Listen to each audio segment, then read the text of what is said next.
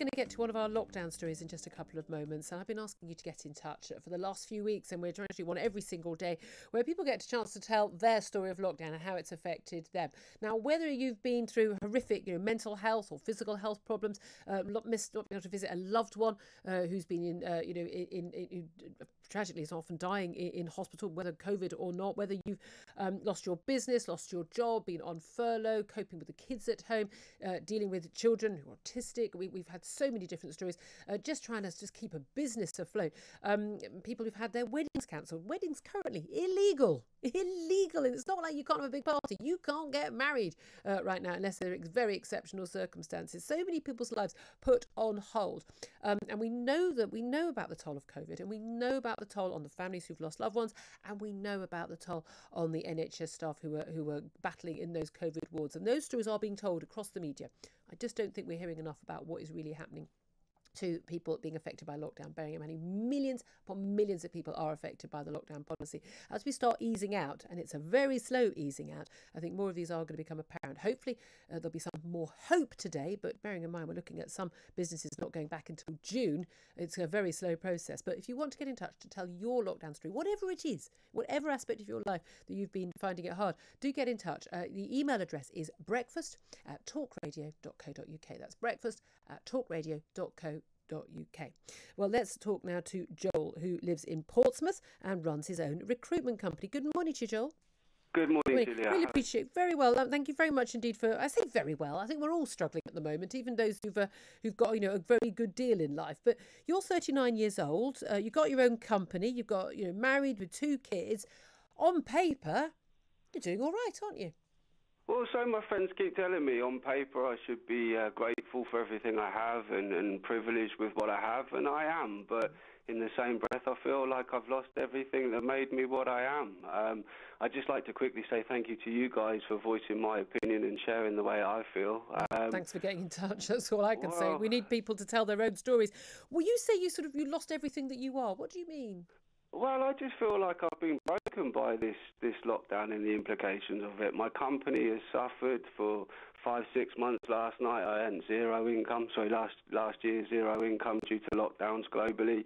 I have to take that. I live in a world where I work in sales, so I have to put up with good days, bad days. But 6 months no income was tough to accept. And then everything that was associated with that, my day-to-day would be the school run, the business, and then getting out to the gym for a little bit, the families, the socialising on the weekends, everything that gave me a bit of yin and yang in my life to allow me to run a quite successful but quite stressful sales business has been eradicated. And now, without the ability to just have a bit of me time or something that takes my mind away from the business, I feel like I'm spiralling massively with no end in sight. And each and every update about caution and be careful, it's affecting me hugely. And I can just see from my relationships with friends, family, my children are telling me I'm going mad. My wife is telling me I should stop tuning into your show. It's not helping my mentality. I feel like I'm fighting on my own against a lot of people that seem to have gone mad during this pandemic. And I don't feel like I matter any longer. My life, my kids' life, what's important to me, what's important to them, it no longer seems important to anybody else unless it's related to COVID-19. And I'm just terrified this is going to be an ongoing thing, as you've mentioned several times. The scientists will pop up at some stage to tell me, nope, this freedom's not coming back, nope, you can't have this. And I honestly don't know how much more I can put up with this. I've had some very, very dark thoughts over the last year, and I've never in my life suffered from any mental health or any of these associated factors. It's really taking its toll. Joel, I agree with every single word, and I know dozens and dozens and dozens of people who agree with every single word, and probably are thousands when it comes to looking at responses on social media. And where you are, as you say, you're not sitting, with no income, having lost your job in a council tower block with 3 kids with no education at all, and you know what I mean, and absolutely struggling. Life's on paper everything's fine. You even though you've lost work in your business, you've still got a nice home, you've still got a business to go back to, and even you are struggling. And this is the thing: ability to earn a living, to go to the gym, to have friends round at the weekend. these are being treated as luxuries, as things that the government can grant us, or and sage scientists can benevolently bestow upon us, as opposed to the fundamental parts of our life that make life worth living, why we are living in a free democracy, why we've worked hard to get what we've got in life, and that living and not existing. And I think a lot of people have felt that feeling that we're existing and we just, our lives are on hold, and and without the hope that it's definitely going to end. Absolutely. I mean, in order to prevent death, I feel like I'm suppressing my life right now, in line with a scientist opinion on what I can and can't do. I can't debate it with my friends. I've taken myself off social media as I'm deemed to be some sort of, I'm not quite sure what the terminology would be, but I'm sure you've had a few responses from your social media. Oh, yes. Oh, well, I'm basically killing people every single day by being on air. Yeah, well, I just don't feel I can speak to friends any longer. They support, endorse, and completely comply and think this is the way forward. And I've been told by many people in my life, well, forget about this festival, forget about this, that's in the history books, extinct with the dinosaurs, you've got no chance of doing this. And I'm craving to the point that this will come back to my life and that this will become normal again. And the thought that it wouldn't be is a world that I particularly don't want to be a part of. And this is it, isn't it? I mean, something also you said about this feeling that everyone else has gone mad. I mean, I refer to this often. I think this is insanity. This is a whole new version of the Emperor's New Clothes. Is it people sitting there saying the lockdown has brought down the deaths? Even in the countries where they haven't had a lockdown, it's the schools being closed that's brought down the infection rate.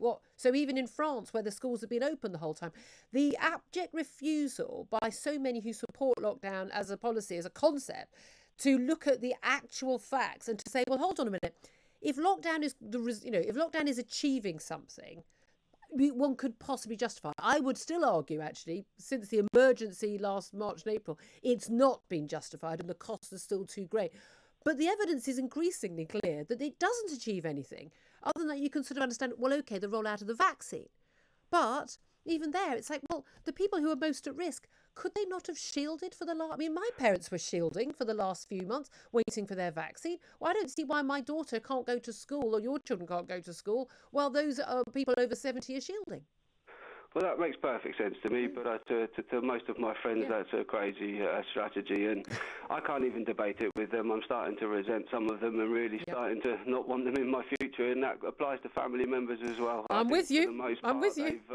They've come out of this pretty unscathed. They've either been furloughed or they've work in the public sector. They're at home. They've got their nice secure salary, and they're preaching to me about how I should do this and how I should do that. And thank Chris Whitty that you can have the rule of 6 in a few weeks' time, and if you're lucky, you might have the gym back by April, May time. We all missed our 40th birthdays last year, my friends. My 40th is coming here. It's only a birthday, it's only a Christmas, it's only a summer, it's only a holiday. Well, it's more than that. It's life, and I need my life back, and I can't live in a perpetual on hold, but based on a graph or a scientist, this is too much. Can I just say, Joel, I think you're speaking for an awful lot of people. I think there are millions of people who feel your way. Don't feel guilty about it. I genuinely hope I am. I don't see that outside my front door, Julia, with the bus stops, with the eyes saying, look me in the eyes, have you done enough? I don't think I could have done any more. It's breaking me. Joel, listen, we're on your side. You're not alone. You're not crazy. There are so many people who feel the same way, and I'm pretty sure lots of people have just been shouting at the radio saying, yes, yes, yes, that's exactly where I am.